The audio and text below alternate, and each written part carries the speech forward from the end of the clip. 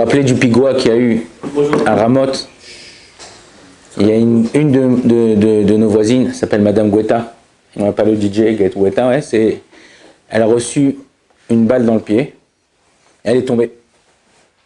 Celle qui raconte à ma femme. Elle est tombée dans le bus. Ça a commencé le balagan, les gens ils couraient partout de ça, elle n'arrivait pas à se lever, elle comprenait pas pourquoi elle n'arrivait pas à se relever. Et tout d'un coup elle ouvre les yeux et elle voit une autre femme de Ramoth à côté d'elle qui est en train de faire Shema Israël. Elle dit bon, qu'elle dirait que moi aussi je dois faire Shema Israël. Elle fait Shema Israël. Elle ferme les yeux, elle ouvre les yeux, elle voit qu'elle est encore vivante. Elle dit bon, alors qu'elle dirait qu'il faut que je refasse. Alors refait Shema Israël. Elle ferme les yeux, elle ouvre les yeux, elle voit que l'autre elle est morte. Et elle voit là le terroriste à sa tête. Et avec le fusil, il va lui tirer une balle dans la tête. Et à ce moment-là, il y a le type qui a tiré sur les terroristes. Il tire sur le terroriste, le terroriste il tire en même temps, mais la balle au lieu de toucher sa tête, elle touche son sac, elle lui perfore les deux poumons. Et là, quand quelqu'un il a du mal à respirer, il est comme ça.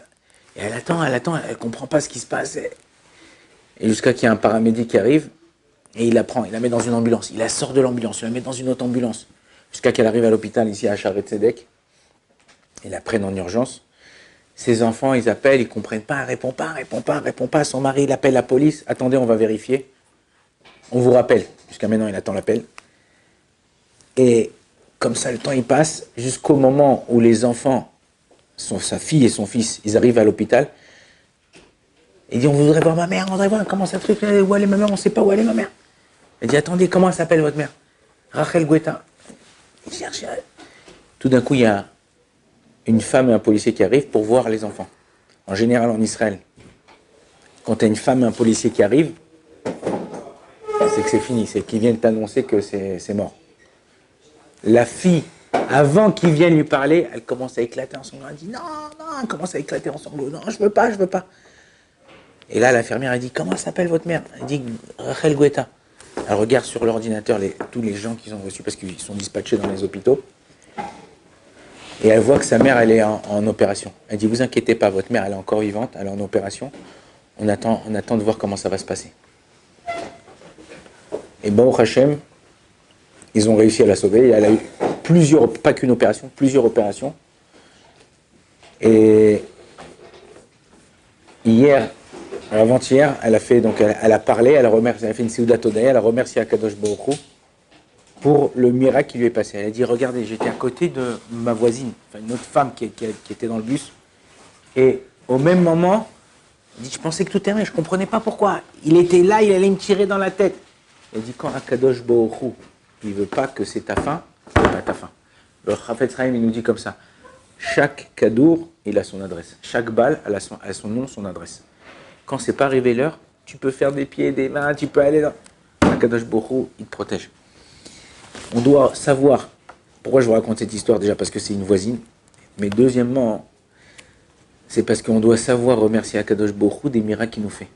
Des fois, c'est des miracles qui sont waouh, et des fois, c'est des miracles qui sont cachés, mais qui... Elle a souffert, elle a reçu 2 balles, jusqu'au père présent, elle a du mal à marcher à cause de la balle qu'elle a reçue dans le pied.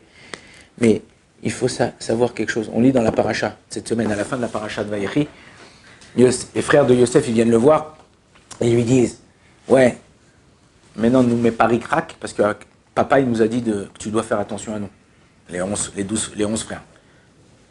Qu'est-ce qu'il leur a répondu, Yosef? Lo atem shalartem oti les cannes. C'est pas vous qui m'avez envoyé ici. C'est Akadosh Baruch Hu qui m'avait envoyé ici. Si je suis arrivé ici, c'est pour faire un certain programme. Akadosh Baruch Hu, il a un programme pour chacun d'entre nous. À nous de savoir l'interpréter, de savoir pourquoi on est là, qu'est-ce qu'on doit faire, pourquoi ce qu'on fait ici. Comprenez? Le but d'un homme, c'est de savoir que ce qui nous arrive, c'est pas pour rien. Des fois, il nous arrive des trucs. Il y avait un type, il arrivait chez le médecin, chez le dentiste, avec une dent cassée. Il dit, ouais, qu'est-ce qui t'est arrivé? Il dit, ma femme, elle a fait un toast, il était tellement dur, et tellement truc, elle a dit, il fallait lui dire à ta femme que le toast, il était dur. Il dit, ben oui, je lui ai dit, mais c'est ce qui est arrivé après. Donc des fois, tu sais pas pourquoi ça t'arrive, tu sais pas comment ça t'arrive, tu sais pas avec qui t'es marié, tu sais pas avec qui, c'est qui, t'es des gens qui t'entourent. Mais savoir ce qui nous arrive, c'est pas à cause de lui. La personne qui est en face de toi, c'est un pion. Qui c'est qui t'a envoyé ça? C'est lui. Lui t'a envoyé ça, mais à toi de te vérifier à toi. Pourquoi j'ai eu ça? Comment j'ai eu ça?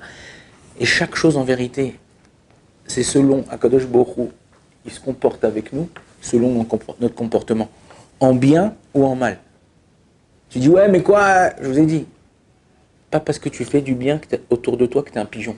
T'es pas un pigeon. Tu fais du bien, sache. Aujourd'hui, un jour, ils vont te prendre pour un pigeon. 2 jours, ils vont te prendre pour un pigeon. Si vous avez le temps, je ne peux pas la raconter, c'est un peu long. Mais lisez l'histoire. Dans les 13 contes de Rabbi Nachman, il y a l'histoire du Tam et du Chacham. Du simplet et de l'intelligent. Et l'intelligent, il fait le beau, machin, je vous la fais en cours. Il fait le beau, ouais, c'est moi le meilleur, je gagne de l'oseille et tout, je suis un beau gosse, machin et tout. Et le simplet, il est là, il fait ses petits trucs, il aide lui, il essaye d'aider, même quand il n'a pas, il essaye d'aider l'autre. Et à la fin, l'histoire, elle se retourne, on voit que le simplet, il arrive au summum et l'autre, il est en bas. Il dit pourquoi? En vérité, c'est ça qu'on doit retirer de l'histoire de Rabbi Nachman. C'est que quand tu fais du bien, à un moment ou l'autre, tu retrouveras du bien. Quand tu fais du mal, t'as volé, t'as tué, t'as arnaqué des gens, sache, ils vont t'arnaquer à toi. Ils t'arnaqueront après. Je sais pas, je suis pas prophète ni fils de prophète, ok? Mais je vous dis juste un truc que j'ai entendu récemment. Je sais pas pourquoi. Ça, il n'y a que Dieu qui peut savoir. Vous connaissez le chanteur, bon, c'était l'époque, même pas de mon époque, c'était avant, Enrico Macias, vous avez entendu? Il s'est fait arnaquer 30 millions d'euros. C'est toutes ses économies, tout ça. Comment ça se fait? Je sais pas, on sait pas. Il n'y a que lui qui peut savoir. Lui et Dieu. Lui, il peut savoir pourquoi. Mais Akadosh Baruch Hu, il ne fait pas sans rien. Il y a une raison. Et nous, on est responsable de cette raison. Ah ouais, mais quoi? Moi, j'ai rien fait. Je suis un beau gosse, je suis gentil. Non, sache que vérifie-toi tes actes. Les frères de Yosef, quand il leur est arrivé ce qui leur est arrivé, ils ont vérifié l'année dernière, l'année d'avant, ils sont remontés 22 ans en arrière. Ils ont dit, ah ouais, ça y est, on sait pourquoi. Parce qu'on a vendu notre frère pour une bouchée de pain. Mais on a vendu notre frère pour une bouchée de pain, voilà les galères qui nous arrivent. Dire qu'en vérité, quand il t'arrive quelque chose, c'est pas rien pour rien. Donc à toi de jouer, à toi de réfléchir et à toi d'essayer de te comporter pour le mieux. Amen.